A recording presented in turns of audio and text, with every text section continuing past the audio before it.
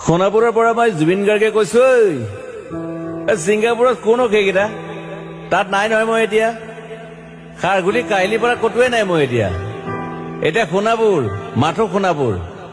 সোণাপুৰে মোৰ শেষ ঘৰ, শেষ মঞ্চ।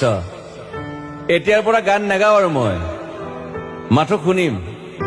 স্পেচিয়েলি মই নাইট ছুপাৰ কেইখনক কৈছো, উজনিলৈ অহা যোৱা কৰোতে সোণাপুৰৰ এই ঠাইখিনিতে মায়াবিনীটো ডাঙৰকৈ বজাবি। ৰৈ থাকিম পূজা কৰি ৰাতিৰ বুকুত। মই আগতেও কৈছিলো আৰু এতিয়াও কৈছো, মোৰ কোনো জাতি নাই, মোৰ কোনো ধৰ্ম নাই। সৰু সজাত দেখুৱাই দিলো কোন অহা নাই তাত।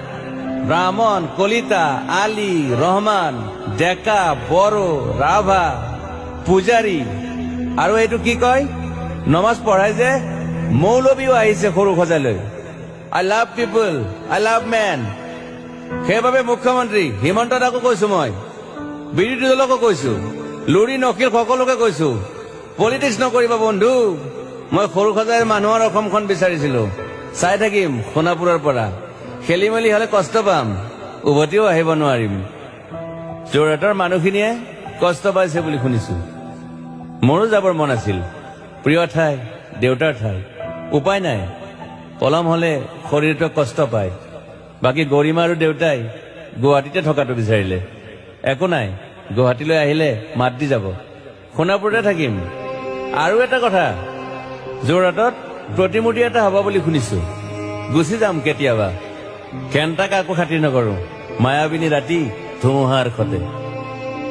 মাজুলীবাসীয়ে দুখ নকৰিব দেই, মনত পৰিলে গাই দিব মাজুলীৰ এজনী ছোৱালী।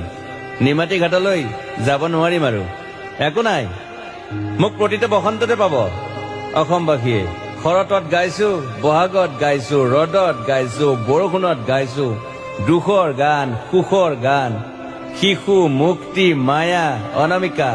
মাথো নতুন গান গাব নোৱাৰিম, বন্ধ হৈ থাকিল চলা সকলো। এতিয়াৰ পৰা আৰু শুনিম শেষ মঞ্চখনৰ পৰা। সোণাপুৰেৰে পাৰ হৈ গলে গাই যাব কেতিয়াবা ধুমুহাৰ সতে। মাজতে সাঁথৰ এটা কওঁ, ছিংগাপুৰত মই অন্তদাই কোৱা মতে নৰ্থ ইষ্ট ফেষ্টিভেল আছিল। মই আগতেও কৈছো, সাগৰ মোৰ প্ৰিয়। সিদ্ধাৰ্থ, শেখৰ, মই একেলগে সাগৰ গলো। পিছত গম পালো খেন্থা মই মৰি থাকিলো বোলে। বাকী নাজানো ক'ত কি হল। শেখৰো নাই, সিদ্ধাৰ্থো নাই। অকলে অকলে কফিন এটাত দিল্লী হৈ সৰু সজাই পালো। বাট আই লাইক পিচ। মই শান্তি বিচাৰো। বৰ কম সময় পালো, মন আছিল কিবা এটা কৰিবলৈ। উশাহটোৱে বন্ধ হৈ থাকিল সাগৰত। বাকী মোৰ দুখৰ মানুহজনী চিনি পাই নাই আপোনালোকে? য়েছ, গৰিমাৰ কথাকে কৈছো। মই নাথাকিলেও তাইৰ আৰু দেউতাৰ খবৰ ল'ব আপোনালোকে। মই নাথাকিলেও বিহু হ'ব লাগিব অসমত। চিধা কথা।